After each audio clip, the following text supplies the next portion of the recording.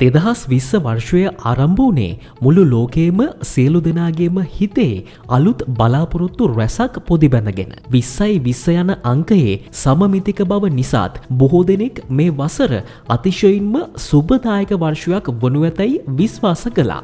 හැබැයි අවාසනාවකට වගේ 2019 වර්ෂයේ අගභාගයේදී මුළු ලෝකයටම හොරෙන් චීනයේ ආරම්භ වුණු කොරෝනා වෛරසය නිසා සමස්ත මිනිස් සංහතියම සුවිශාල අර්බුදයකට ලක් වුණා. කොරෝනා වෛරසය කොහොමද ආරම්භ වුණේ කියන එක ගැන අද වෙනකල් කිසිම කෙනෙක්ට නිසි පරිදි නිගමනයකට එළඹීමට හැකියාවක් ලැබිලා නැහැ. විද්‍යාඥයෝ විවිධ මත මේ පිළිබඳ පළ කරනවා. ඊට වඩා තවමත් ප්‍රශ්නේ මේ සඳහා සාර්ථක එන්නතක් හඳුන්වා දීමට ලෝකයටම තවමත් නොහැකි වීමයි.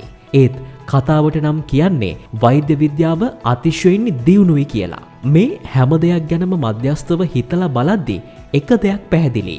ඒ තමයි කොරෝනා වෛරසය කියන්නේ ස්වභාව ධර්මයේ විසින් මිනිසාට ලබා දුන් දඬුවමක් කියලා. ඇයි අපි එහෙම කියන්නේ? ඔබට මතක ඇති 2020 ජනවාරි මාසයේදී ඕස්ට්‍රේලියාවේදී ඔටුවන් රාශියක් රජයේ මැදිහත්වීම යටතේ සමූල ඝාතනය කළා.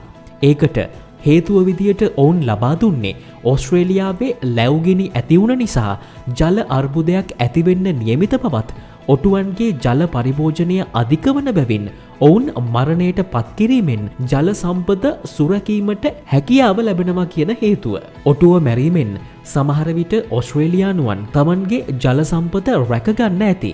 ඒත් අද වෙනකොට ඕස්ට්‍රේලියානුවන්ට පමණක් නෙවෙයි මුළු මහත් ලෝකයටම සැනසීමක් අත් වෙලා නැහැ. අපි මේ ඔබට මතක් කළේ මිනිසා විසින් ස්වභාව ධර්මයට එල්ල කරපු එක් කුරිරු ප්‍රහාරයක් පිළිබඳව විතරයි. අද අපේ වීඩියෝව හරහා මිනිස් වර්ගයා වෙත මීටත් වඩා භයානක ඛේදවාචකවලට මුහුණ දෙන්න සිදුවෙන බවට පළවෙලා තියෙන බරපතල ඉඟියක් පිළිබඳව සම්පූර්ණ විස්තරයක් ගෙන එන්න බලාපොරොත්තු වෙනවා. ඊට කලින් ඔබට පුංචි මතක් කිරීමක් කරන්න තියෙනවා. ඒ තමයි ඔබ තවමත් අපේ විශ්වකර්ම YouTube නාලිකාව subscribe කරලා නැත්නම් මේ දැන්ම subscribe කරන්න. අපේ වීඩියෝස් නිකුත් වූ සැනින් දැනගන්න පුංචි බෙල් සලකුණත් ක්ලික් කරන්න කියන පණිවිඩය.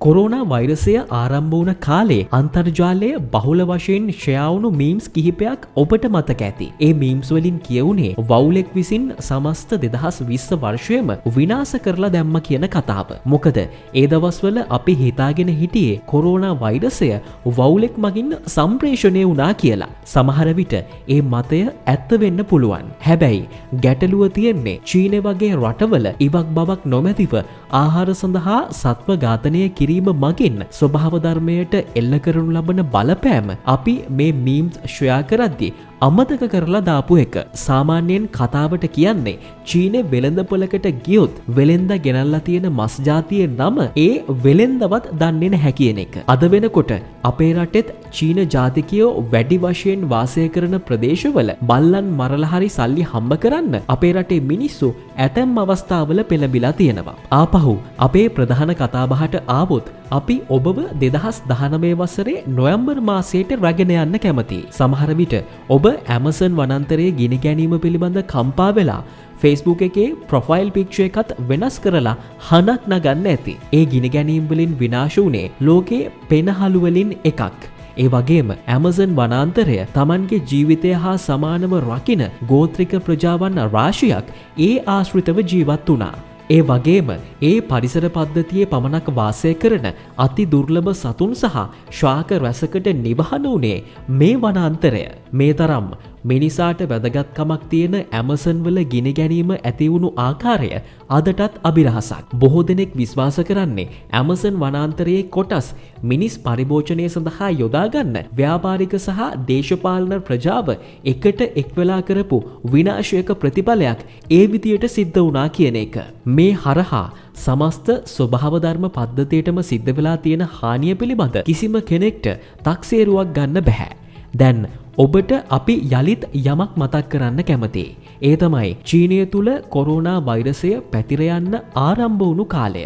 ඒත් හරියටම නොවැම්බර් මාසය නේද මේ සිදුවීම් දෙකේ යම්කිසි අන්තර් සම්බන්ධතාවයක් තියෙනවා කියලා දැන් ඔබට වැටහෙනවා ඇති. සමහර විට කෙනෙක් අහන්න පුළුවන් ගිනිගත්තේ දකුණු ඇමරිකාවේ ඇමසන්, කොරෝනා වෛරසය හටගත්තේ චීනයෙන්. එහෙමනම් කොහොමද මේ දෙක අතර සම්බන්ධයක් තියෙන්නේ කියලා? ඇත්ත, ඒ ප්‍රශ්නය වැදගත්. නමුත් ඒ ප්‍රශ්නයට සාර්ථක පිළිතුරක් තියෙනවා. ඒ තමයි සමනල ආචරණය. සමහර විට ඔබ ඒ පිළිබඳ නොදන්නව වෙන්න පුළුවන්. බටර්ෆ්ලයි ඉෆෙක්ට්ස් කියලා අන්තර්ජාලයේ සර්ච් කිරීම මගින් ඔබට මේ සංසිද්ධිය පිළිබඳ සුවිශාල තොරතුරු ප්‍රමාණයක් ලබා ගැනීමේ හැකියාව තියෙනවා. ඒ මගින් කියවෙන්නේ ඔබ සිදු කරනු ලබන කුඩා සංසිද්ධියක් නිසා සුවිශාල වෙනස්කමක් ඇතිවිය හැකි බව. සමහර විට එම සුවිශාල වෙනස්කම ඇතිවිය හැක්කේ ඔබට කිසිසේත්ම අදාළ නැති තැනකට වන්නට පුළුවන්. සාමාන්‍යයෙන් සමනල ආචරණය පිළිබඳ විස්තර කෙරෙන තැන්වල කියවෙන්නේ කඳු වැටියක පිපුණු මලක් මත වසා තිබෙන සමනලයෙකුගේ තටු සැලීමක් නිසා ඊට සැතපුම් දසදහස් ගණනක් ඈතින් ඇති ප්‍රදේශයක භූමිකම්පාවක් ඇතිවිය හැකි බව. සමහර විට ඔබට මෙය තවදුරටත් අපැහැදිලි වෙන්න පුළුවන්. මෙන්න මේ විදියට හිතන්න. ඔබේ ජීවිතයේ ඔබ අතීතය ගැන හිතුවොත් යම්කිසි මොහොතක ඔබ විසින් ගනු ලැබූ සුළු තීරණයක් නිසා ඔබේ සම්පූර්ණ ජීවිතයම වෙනස් වන්නට ඉඩකඩ තිබුණා. මේ ප්‍රශ්නයට පිළිතුර ඔබෙන් විමසා සිටියොත් ඔබට සමනල ආචරණය කියන එක කුමක්ද පිළිබඳ වටහා ගන්න පුළුවන්. අපි මේ දක්වා ඔබට පැහැදිලි කරන්න උත්සාහ කරේ ස්වභාව ධර්මයට හතුරුවීම නිසා මිනිසාට ස්වභාව ධර්මයේ විසින් එල්ල කරනු ලැබූ ප්‍රහාරයන් පිළිබඳ කතාවක්. අපි දැන් ස්වභාව ධර්මයේ විසින් මිනිසාට එරෙහිවීම පිළිබඳ අනතුරු අඟවමින් සිදු වූ සිදුවීමක් පිළිබඳ ඔබේ මතකය ගෙන යන්න බලාපොරොත්තු වෙනවා.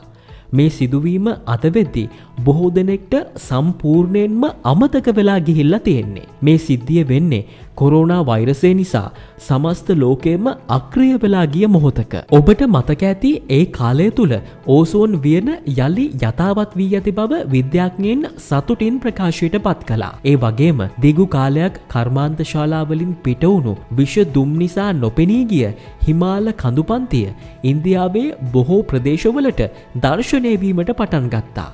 කාර්යබහුල වැනීසේ වැනි ප්‍රදේශවල ඇලමාර්ගවල හංසයෙන් වැනි සතුන් දර්ශනය වීමට පටන් ගත්තා. ඒ වගේම ගංගා නදියේ ඇතැම් කොටස් පිරිසිදු බවටත් හැරෙන්න පටන් ගත්තා. අපේ රටේ වුණත් වෙනදාට සාපේක්ෂව පරිසරය යථා තත්ත්වයට පැමිණියා කියන එක ගැන ඔබත් මාත් සමග එකඟ වේවි. ස්වභාව ධර්මයට මිනිසා අවශ්‍ය නොවන බවත් මිනිසාට ස්වභාව ධර්මය අවශ්‍ය වන බවත් ඕනෑවටත් වඩා මේ කාලය තුල ඔප්පු වුණා. ඉන්පසුව ස්වභාව ධර්මයේ ක්‍රියාත්මක වුණේ ඊළඟ පාඩම මිනිසාට කියා දීමටයි.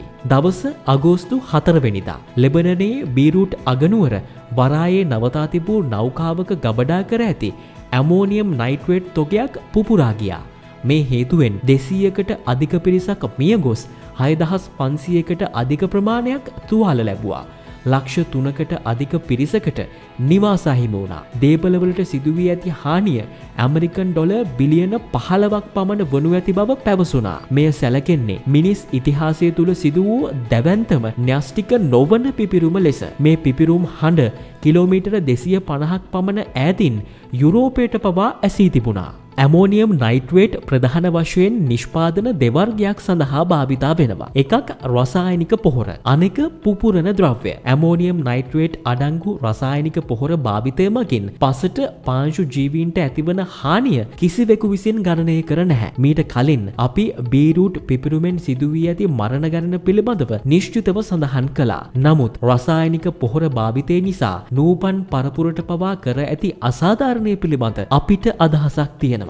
එසේම පස ආශ්‍රිතව ජීවත් වන සත්ව ප්‍රජාවට මෙකී රසායනික පොහොර මගින් කර ඇති හානිය පිළිබඳ මිනිස් වර්ගයා කිසිම දිනක සංවේදී වී තිබෙනවාද? ඇමෝනියම් නයිට්‍රේට් වල දෙවැනි භාවිතය වන පුපුරන ද්‍රව්‍ය නිසා මිනිස් වර්ගයාට සිදු කරගෙන ඇති හානිය විනාශය පිළිබඳ අමුතුවෙන් කිව යුතු නැතැයි අපි විශ්වාස කරනවා. බොහෝ විට ඇමරිකා එක්සත් ජනපදය වැනි යුදායුධ වෙළඳාම මගින් තම ආර්ථිකය සමෘද්ධිමත් කර ගැනීමට උත්සාහ කරන රටවල් තුන්වෙනි ලෝකයේ රටවල් වල මිනිසුන්ගේ විනාශය සඳහා මෙවැනි පුපුරන ද්‍රව්‍ය යොදා ගනු ලබනවා. බොහෝ විට එම අවියායුධ මිලදී ගනු ලබන්නේද තුන්වෙනි ලෝකයේ රටවල්මයි. ඒ වගේම මේ පිපිරුම් හරහා මිනිස් වර්ගයාට තවත් දෙයක් ස්වභාව ධර්මයේ විසින් මතක් කරලා දෙනවා. ඒ තමයි අති දැවැන්ත පිපිරීමක් සිද්ධ වෙන්න මිනිසෙකුගේ මැදිහත් වීමක් අවශ්‍ය නැති බව. ඒ දේ තමන්ටම කරගන්න පුළුවන් කියන එක ගැන ස්වභාව ධර්මය පොඩි ඉඟියක් ලබා දෙනවා. 2020 වසරේ සිදු වුණු බීරූට් පිපිරීම මගින් ස්වභාව ධර්මයේ විසින් මිනිසාට හඬනගා කියන්නේ මිනිසා ස්වභාව ධර්මයට එරෙහිව ගෙන යන සටන පමණක් නොවේයි, මිනිසා මිනිසාට එරෙහිව ගෙන යන සටනද නවතා දැමිය යුතු බවයි.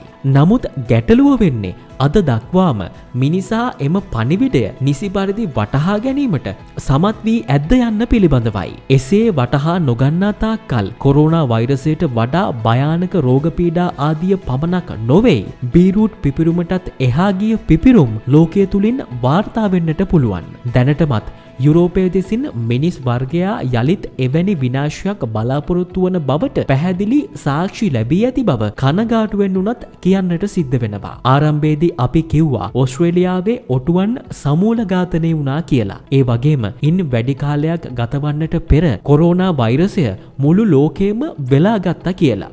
අද වෙනකොට උතුරු දිග යුරෝපයේ විශේෂයෙන්ම ඩෙන්මාර්කයේ සහ නෙදර්ලන්තයේ මින්ක්ස් නම් සතුන් මිලියන ගාණක් මරා දැමීමට කටයුතු කරලා තියෙනවා. මින්ස් කියන්නේ අපේ රටේ ජීවත් වන මුගටියන් හා සමාන සත්ව විශේෂයක්. මින්ක්ස් සතුන්ගෙන් ලබා ගන්න ලෝම යුරෝපීයන්ගේ ශීත ඍතුව ගත කිරීම සඳහා සකස් කරනු ලබන ලෝම කබා සැකසීමට යොදා ගන්නවා. ඒ වගේම මේ සතුන්ගේ මස් ආහාර සඳහාත් භාවිතා කරනවා. මහා පරිමාණ ගොවිපළවල් වල මේ සතුන් බෝ කිරීම සිද්ධ කරනවා. මේ හරහා ඍජු සහ වක්‍ර රැකියා විශාල ප්‍රමාණයක් නිර්මාණය වෙලා තියෙනවා. නමුත් මේ වෙද්දී කොරෝනා වෛරසය මින්ක්ස් සතුන්ට ආසාදනය වෙලා ඒ සතුන්ගේ ශරීරයේ ඇතුලේ යම්කිසි අනුවර්තනයකට ලක් වෙලා යලිත් මිනිසාට බෝ වෙනවා කියලා සොයාගෙන තියෙනවා. මේ හරහා කොරෝනා වෛරසයට එරෙහිව යොදා ගැනීමට බලාපොරොත්තු වන පර්යේෂණ කටයුතු අඩාල විය හැකි බව පවසමින් ඩෙන්මාර්කයේ සහ නෙදර්ලන්ත රජය මේ සතුන්ව සමූල ඝාතනය කරන්න නියෝග ලබා දීලා තියෙනවා. මේ සිදුවීමත් එක්ක ප්‍රශ්න කීපයක් ඇති වෙනවා. මේ සතුන්ව තමන්ගේ ලාභ ප්‍රයෝජන තකා බෝ කරන්නේ කවුද? ඒ වගේම දැන් මේ සතුන් තමන්ටම තර්ජනයක් වෙලා කියලා සමූල ඝාතනය කරන්න තීරණය කරලා තියෙන්නේ කවුද? මේ දෙකටම උත්තරේ මිනිසා. තමන්ගේ ආත්මාර්ථකාමීත්වය නිසා තමන්ට ලාභ ප්‍රයෝජන ගෙනත් දීපු සත්ව විශේෂ කිසිදු ලතෙත් ගතියකින් තොරව විනාශ කර දැමීමට මිනිසා කටයුතු කරනවා. දැන් අපි ඉදිරියේ තියෙන ප්‍රශ්නය තමයි ස්වභාව ධර්මය මේ සඳහා මොන විදිහේ ප්‍රතිචාරයක් දක්වයිද කියන ප්‍රශ්නය. හැබැයි එක දෙයක් නම් පැහැදිලි. ඇමසන් වනාන්තරයේ ගිනි තැබෙද්දී ඔටුවන් සමූල ඝාතනය කරලා වැඩි කල් යන්න කලින් ස්වභාව ධර්මය Tamanගේ ප්‍රතිචාර මිනිසාට දැන්නුවා. මින්ක්ස් සතුන්ට එරෙහිව මිනිසා අනුගමනය කරමින් යන මේ කුරිරු ක්‍රියාමාර්ගයට එරෙහිව ස්වභාව ධර්මය ඉක්මනින් ප්‍රතිචාරයක් ලබා දෙයි. හැබැයි ඒ දේ කොතරම් දරුණු වේද කියන එක ගැන අපිට දැනට කියන්න බැහැ කියන දේ අවසාන වශයෙන් අපි මතක් කරන්න කැමතියි. මේ වගේම නෙතුමානයෙන් ඔබට ඔබව රැගෙන යන වීඩියෝවකින් අපි නැවතත් මුණ ගැහෙමු. ඒතෙක් ඔබට සුබ දවසක්.